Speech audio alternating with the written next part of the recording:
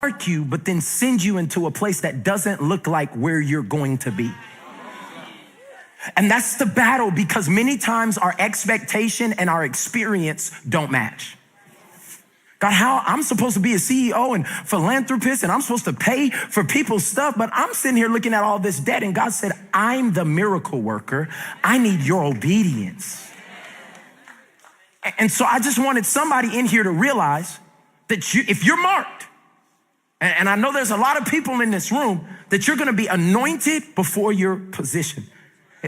And so the scripture I wanna give you is Proverbs 3:5, to trust in the Lord in this waiting process with all your heart. And don't depend on your own understanding. It's not gonna make sense.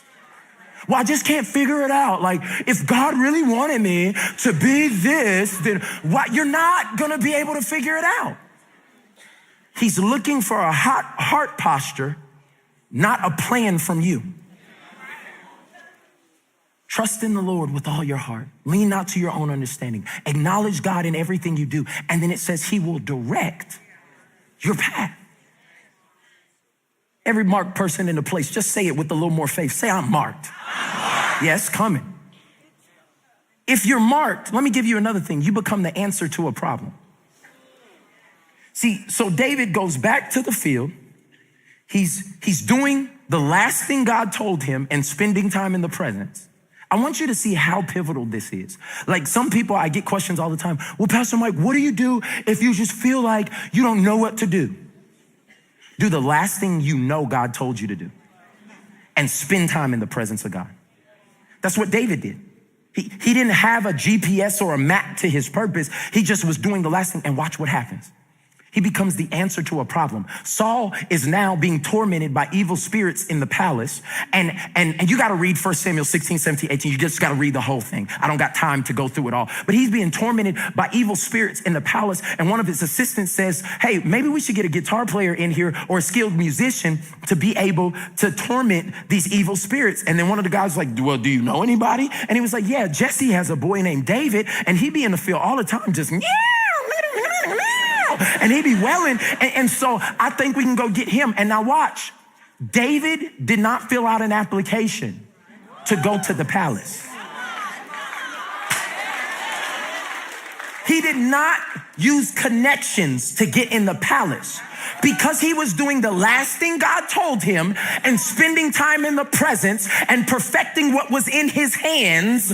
Do you understand what I'm saying? They sent for him. What are you trying to say, Pastor Mike? When you are doing what God told you to do, you will never have to vie for your position. They will send for you.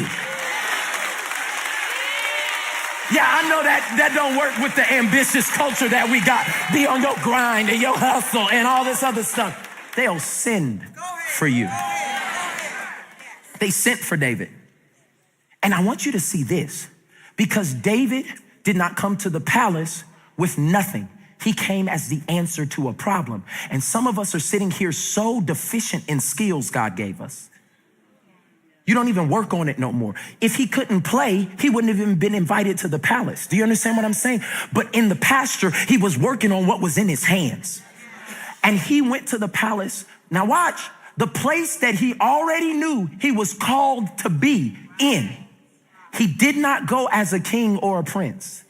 He went as a servant. What are you trying to say, Pastor Mike? God will allow you to taste your future, not as a person of interest, but as somebody to serve. And many times we get frustrated because we know we're marked and we're supposed to be on the platform and we're supposed to go to this height and we're supposed to be there. And God said, yeah, and I want you to go there and I want you to serve somebody. You ain't going to get the mic. You're not going to be in the meetings. And see, this is the thing. The platform is just a raised position of what I would do down here. If you don't do it down here, God's not going to allow you to do it up here. If you're not nice down here, he's not going to allow you to be nice up here. If you won't love down here. Do you hear what I'm saying to you today? And so God is telling you, he said, I need you to go ahead wherever you are to be the answer to the problem. Some of you right now need to go back and serve people and ask for nothing. Ain't no connections in this. It's because God's moving and molding and making my heart right now. I don't need your approval because I was approved in private. I don't need your title or your position because I'm anointed before I'm positioned. And what am I doing right now? I'm becoming the answer to a problem. Can I give you a secret? David was qualified for another level of promotion because he tormented what tormented his leader. You want to know how to go to another level? Find somebody that you call a leader and torment what torments them. And God says, that's the heart I'm looking for. That's the person. Children, high school students, torment what torments your parents. Them dishes is always dirty. And you hate raising hands. Like everybody, I hate them too. But make up in your mind that anytime there's a dish, I'm a torment what torments my single mother who works 2 jobs and tries to come here. Watch what God will do in your life. That boss that you don't like and does not like you. Do you hear what I'm saying? And you're like, Pastor Mike, no. She is ugly and she is mean and I can't stand her. And like that person, I want you to go ask them on Monday, what is your biggest challenge? And don't ask for a pay rate because God's trying to work on your heart. So if you're marked, you're going to be the answer to a problem. If you're marked, let me give you another point. Your opportunity is going to be wrapped in obedience.